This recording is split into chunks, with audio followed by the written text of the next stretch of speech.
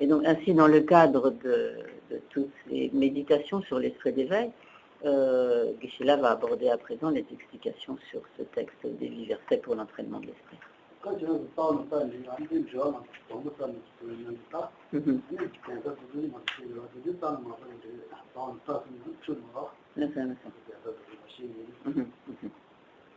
Quant au tambour, ça va, c'est normal.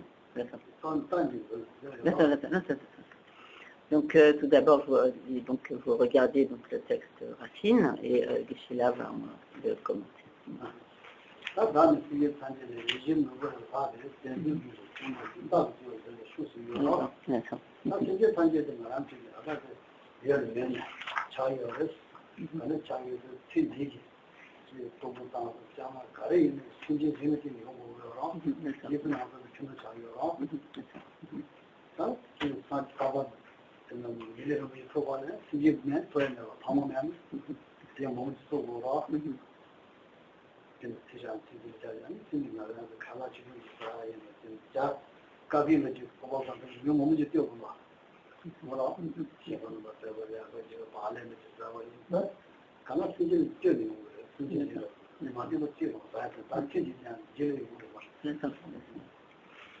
Donc dans la première strophe, le premier verset, donc il est dit, donc songeant que pour accomplir le dessein suprême, tous les êtres surpassent le joyau qui comble tous les souhaits, puissais-je les chérir à jamais. Donc à ce propos, il est important de prendre conscience de tous les bienfaits que même à un niveau de notre vie quotidienne, tous les bienfaits que nous obtenons grâce aux autres êtres, et voir que à quel point nous leur sommes redevables de tout ce qui fait, ne serait-ce que notre quotidien dans un premier temps, même si ce n'est que pour prendre une tasse de café, c'est grâce à une infinité d'êtres que nous avons à notre disposition, tout ce qui nous permet de faire un café, que ce soit le café lui-même, tout ce qui a permis que le café arrive jusque-là, ceux qui ont fabriqué les tasses, etc., parce que sans récipient, nous ne pourrions pas boire le café, etc. Et il en va ainsi, même si nous prenons un morceau de pain, il a fallu aussi des agriculteurs qui ont semé le blé, qui se sont occupés de le faire pousser, de le récolter, de tout ce qui a fait que ce pain arrive, que ce qui était du blé devienne du pain qui arrive jusqu'à nous, que nous pouvons consommer, etc. Il en va ainsi de toutes les facilités dont nous jouissons au quotidien, et donc ne serait-ce que dans cette existence humaine. Et, pardon, dès la cheville, tu disais.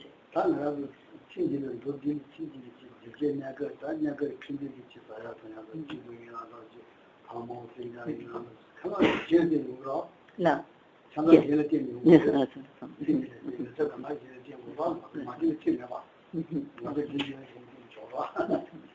Et donc, à commencer par ce corps, en fait, nous le devons à nos parents. Et donc, sans la participation de nos parents, nous n'aurions pas pu prendre cette renaissance et donc jouir donc, de ce corps humain.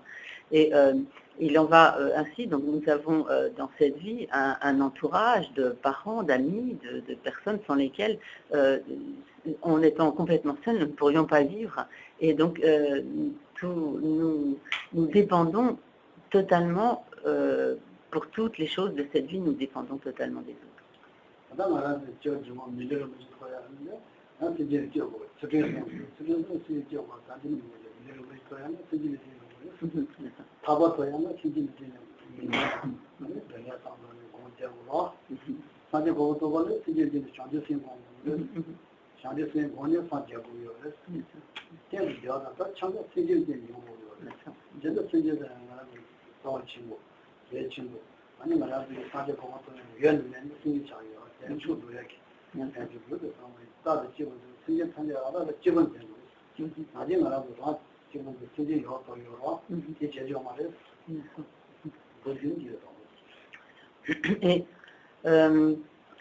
Et même au-delà donc, de notre existence présente, c'est grâce aux autres êtres que nous pouvons accumuler les causes qui nous permettront d'obtenir à nouveau une renaissance favorable et en particulier une précieuse existence humaine.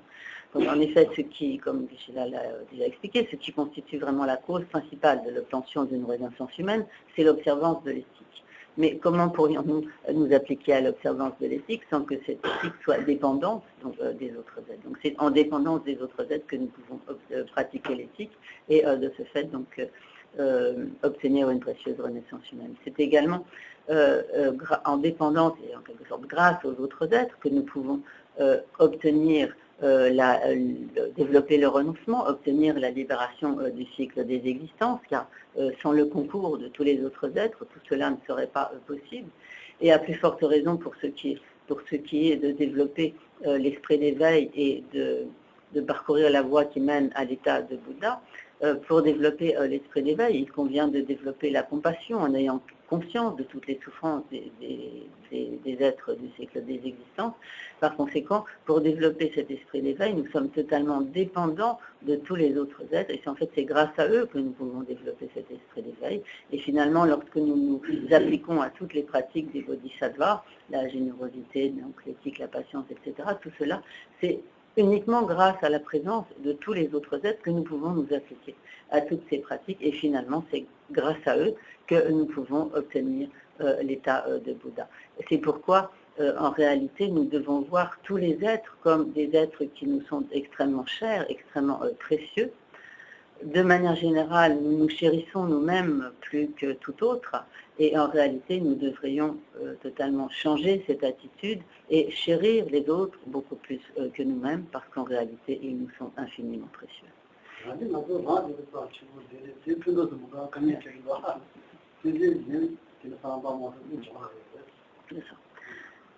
Donc, ainsi, de manière générale, nous nous chérissons nous-mêmes, nous nous considérons nous-mêmes comme ce qu'il y a de plus précieux, mais de cette attitude, nous ne tirons absolument aucun bénéfice.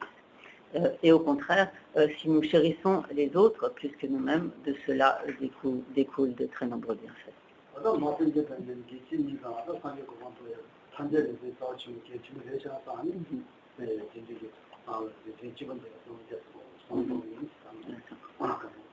Donc nous allons à présent méditer pendant quelques instants en pensant que vraiment pour pouvoir obtenir l'état de Bouddha, cette perfection de l'état de Bouddha, tous les êtres sont pour nous extrêmement précieux et qu'il convient en fait de vraiment chérir tous les êtres.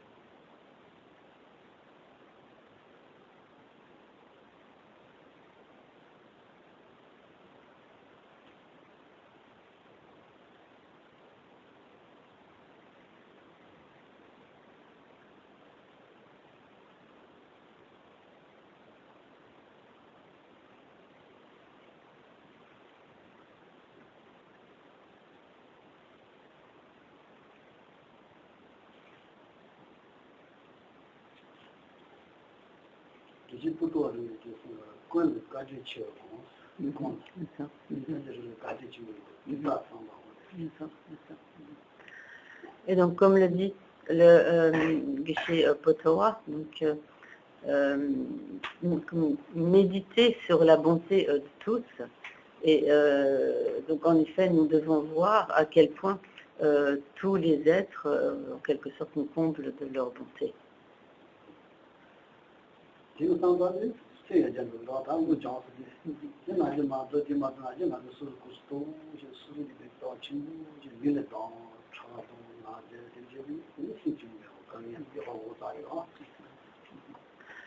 Et, par toutes ces réflexions, nous pourrons vraiment faire progresser notre esprit. Lorsqu'il est question donc de pratique ou de méditation, d'entraînement de l'esprit, ce sont des méditations qui sont destinées donc à faire progresser notre esprit. Or, de manière générale, lorsque nous entretenons nos attitudes égoïstes, où nous sommes continuellement centrés sur nous-mêmes, alors nous avons tout de suite de l'aversion, de la colère, de la jalousie, de l'orgueil, et finalement, cela ne nous amène qu'à être totalement refermés sur nous-mêmes, toujours soucieux, inquiets, etc., et ça nous apporte en réalité aucun bien-être. Et si nous arrivons à transformer ces attitudes, donc par ces pratiques d'entraînement de l'esprit, nous pourrons apporter vraiment une transformation à toutes ces attitudes et finalement être beaucoup plus heureux, détendus, avoir beaucoup moins d'inquiétude.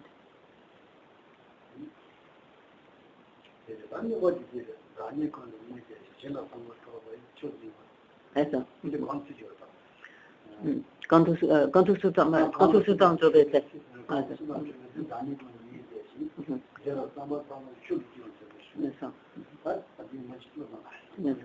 donc, dans le deuxième verset, donc, il est dit « En tout lieu, lorsqu'à d'autres, quels qu'ils soient, je me trouve associé, puissais-je m'estimer inférieur à eux tous, et au plus profond de mon cœur, me dire qu'ils sont meilleurs que moi. »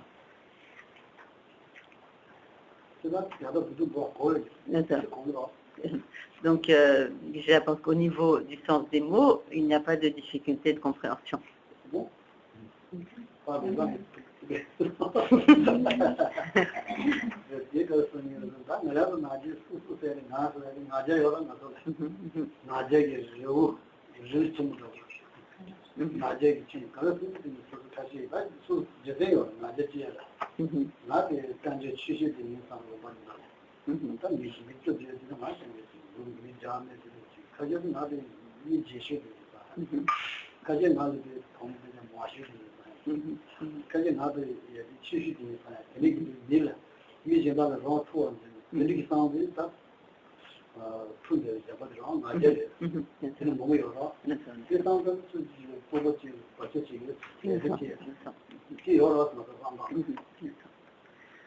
Donc, de manière générale, nous avons tous pas mal d'orgueil. Cet orgueil fait que, donc vient du fait que nous nous sentons supérieurs, donc à plusieurs égards. Par exemple, certains s'enorgueillent de leur richesse, et si par exemple ils se trouvent au milieu d'une dizaine ou d'une vingtaine de personnes, alors on va se dire vraiment, je suis vraiment beaucoup plus riche que tous, j'ai vraiment beaucoup plus de possessions que tous ces gens-là, etc.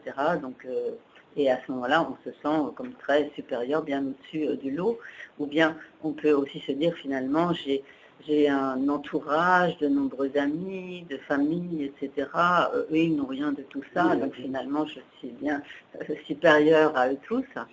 Ou encore, on peut se dire, mais finalement, moi, je suis beaucoup plus instruit, je suis beaucoup plus intelligent ou intelligente que tout cela, etc. Donc, et de ce fait, on se sent toujours bien au-dessus du lot et très supérieur aux autres. Donc, nous connaissons tous ce genre d'attitude à un niveau ou à un autre par rapport à tel ou tel aspect donc, de l'orgueil.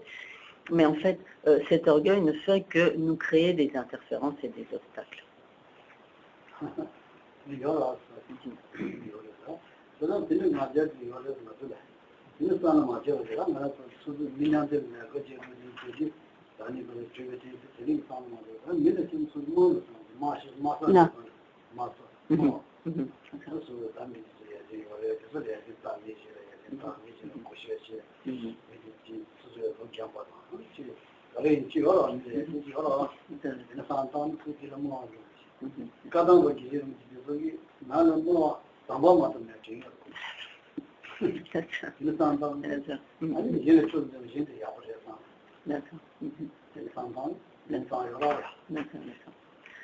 Et donc si au lieu de cela, Par exemple, lorsque nous sommes en groupe avec d'autres personnes, donc au lieu de toujours nous considérer comme supérieurs aux autres, nous nous focalisons sur les qualités des autres, sur ce que les autres font par exemple mieux que nous, etc., ou ce qu'ils ont de...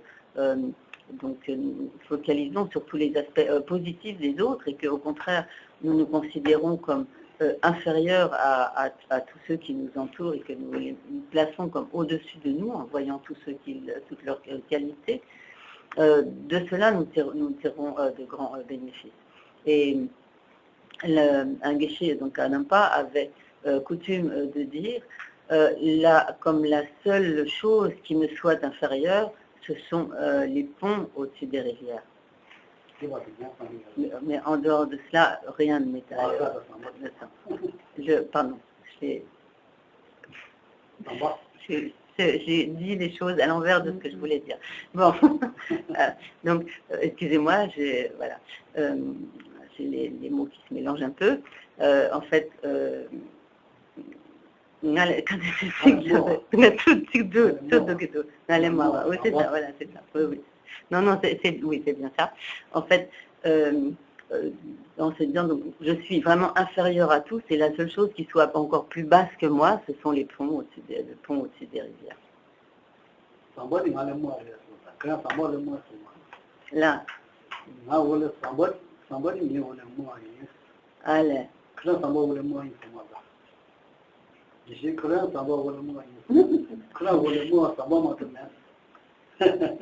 Là, entre les négations et tout, oui.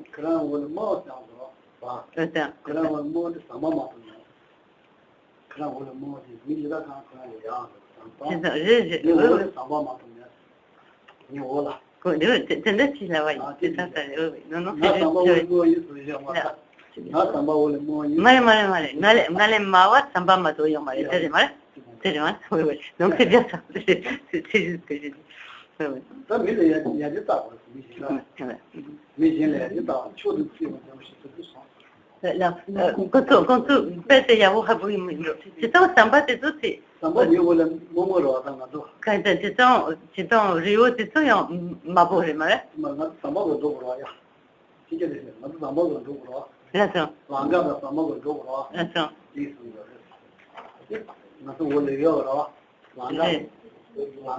Il ne sent pas, c'est à tête.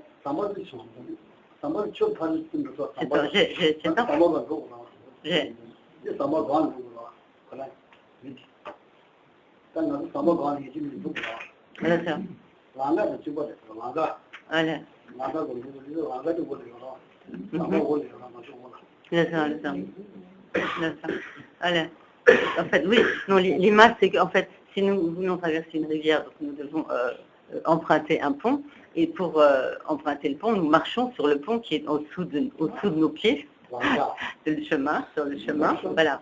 Donc voilà, l'image s'explique de cette manière. Pardon? On n'est pas des ponts radio. Oui, ils sont... c'est un bas de candidature, oui, mais bon, parce que les images, voilà. Là,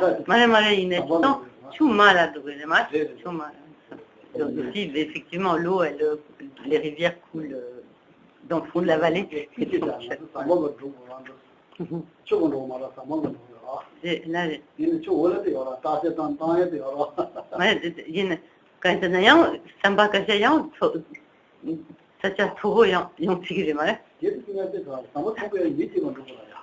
Là.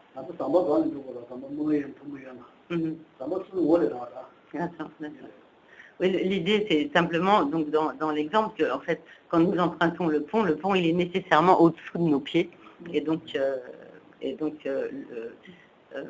c'est la seule chose qui soit plus basse que nous, c'est le pont, et pas les autres êtres.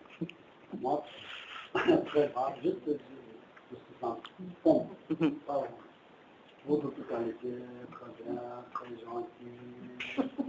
Oui. Quand on pense aux autres, c'est vrai. Quelqu'un de méchant, même intelligent aussi. Que de qualité possible, non?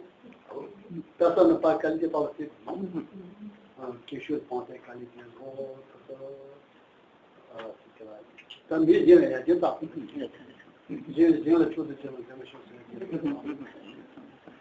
Et donc, en d'autres termes, c'est surtout l'important, c'est de regarder les qualités des autres, et donc, comme je venais de dire Geshe-la, même quelqu'un qui a certains défauts, cette personne a nécessairement des qualités, et donc il est toujours important de se focaliser sur les qualités des autres, et pour voir finalement leurs qualités, et pouvoir les considérer même comme supérieures à nous-mêmes.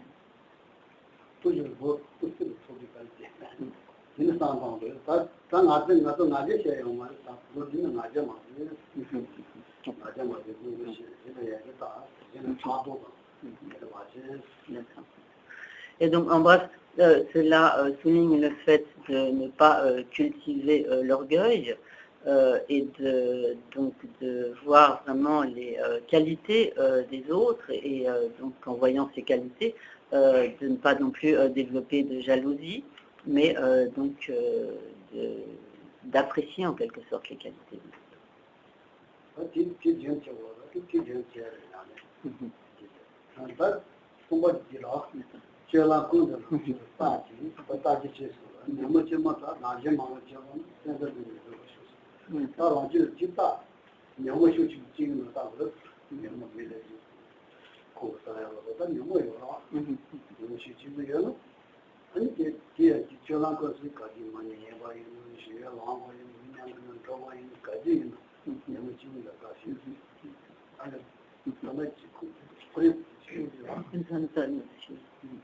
Et donc, à propos donc, de ce deuxième verset, Geshe-la souligne qu'il est important de penser continuellement à cela. Maintenant, nous abordons le troisième verset où il est dit donc, dans tous mes actes, je surveillerai mon esprit, et dès que j'y verrai naître quelques facteurs perturbateurs, fauteurs de troubles pour moi-même et pour autrui, puissais-je l'affronter énergiquement et l'éliminer. Donc, ce verset souligne l'importance, effectivement, d'observer toujours ce qui se passe dans son esprit. Lorsqu'il est dit dans tous mes actes, littéralement, donc il est dit comme dans toutes mes attitudes ou dans tous mes comportements, ce qui sous-entend que je sois allongé, que je sois assis, que je sois debout, en mouvement ou tranquille, etc. Donc, dans toutes les situations, autrement dit, je surveillerai mon esprit de manière à voir si quelques facteurs perturbateurs de l'esprit y apparaissent, car quand il est important donc, de prendre conscience de l'apparition des facteurs perturbateurs de l'esprit pour ensuite ne pas leur laisser libre cours.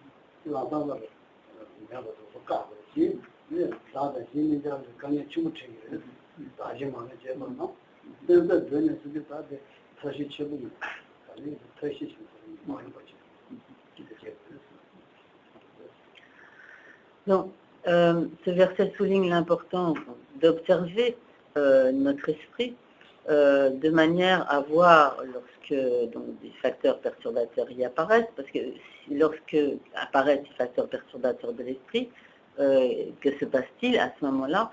Sous l'emprise de ces facteurs perturbateurs de l'esprit, nous allons agir de manière négative, soit nous allons par exemple dire des paroles désagréables, n'importe quel mauvais comportement de la parole, ou nous pouvons avoir, donc, nous mettre en colère, avoir des attitudes même physiquement violentes, etc. Donc finalement, sous l'emprise de ces facteurs perturbateurs de l'esprit, nous allons agir d'une manière qui va être très préjudiciable pour nous-mêmes et également donc, causer beaucoup de tort à autrui. Donc lorsque nous voyons cela, alors il est important de mettre en œuvre vraiment les méthodes, les antidotes qui vont nous permettre de contrer non seulement de tels comportements, mais de contrer également les facteurs perturbateurs de l'esprit dont ils sont issus.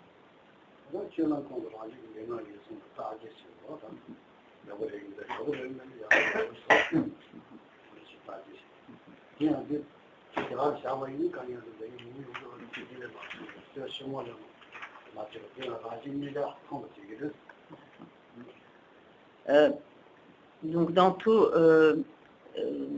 toutes les situations, il est très important de continuellement observer notre corps, notre parole et notre esprit, de manière à voir si il s'y produit certains actes ou certains comportements inappropriés, erronés, et à ce moment-là, de stopper de telles attitudes, d'employer donc les antidotes et de ne pas laisser libre cours à tous ces comportements erronés et à toutes ces pensées négatives, car plus nous y laissons libre cours, et plus ils vont nous mettre nous-mêmes en difficulté. En nous laissant aller à tous ces comportements négatifs, nous mettrons également les autres en difficulté. Donc cela va nous créer des problèmes, non seulement pour cette vie, mais également par cela, nous accumulons aussi des karmas négatifs dont nous subirons ultérieurement les conséquences.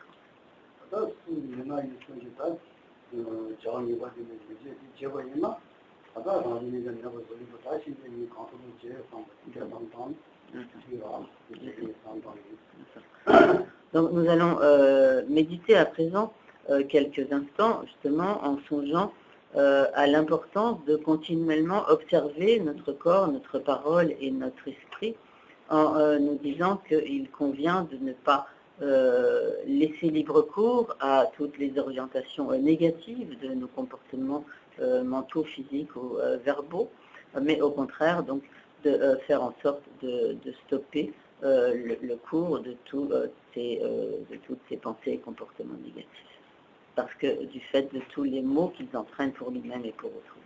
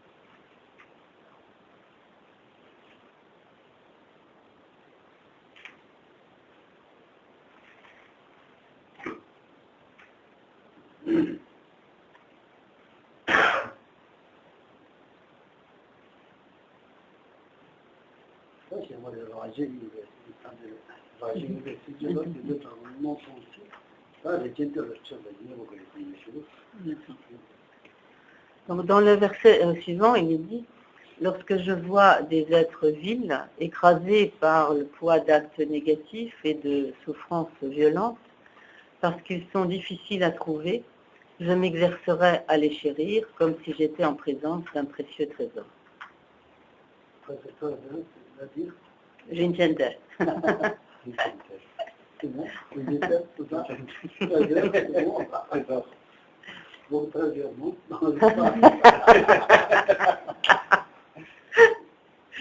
Vous êtes qu'à la caméra.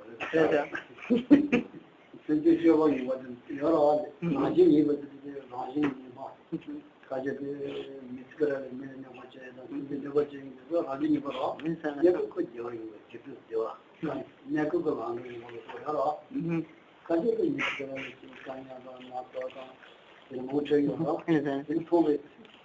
아무 장관은 이게 뭐 저거 그거가 괜찮아서. 이 저거 저건 이제 고양이 코까지 그래서. 아니 이게 우리가 지금 저기 이제 나한테 제 주시고 있는 거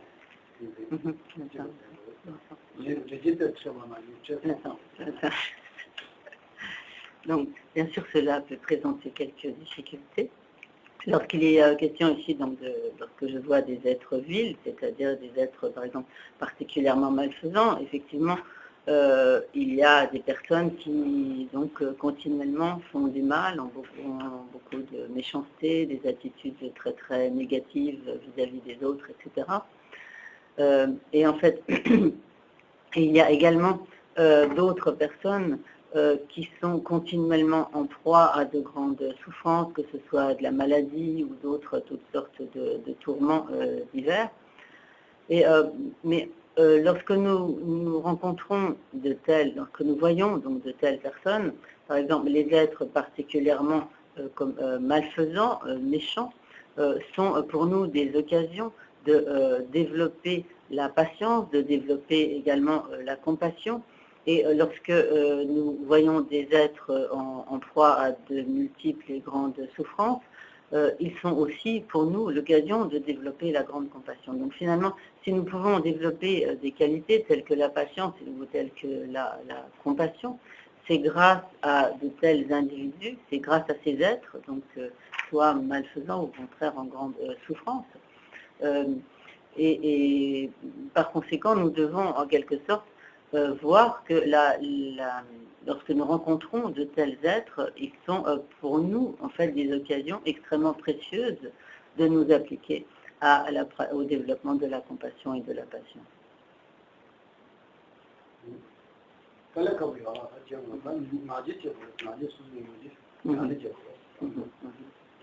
Donc, bien sûr, ce ne sont pas des pratiques faciles, mais ce sont des pratiques auxquelles nous devons nous efforcer de nous accoutumer progressivement et que nous devons essayer de faire continuellement.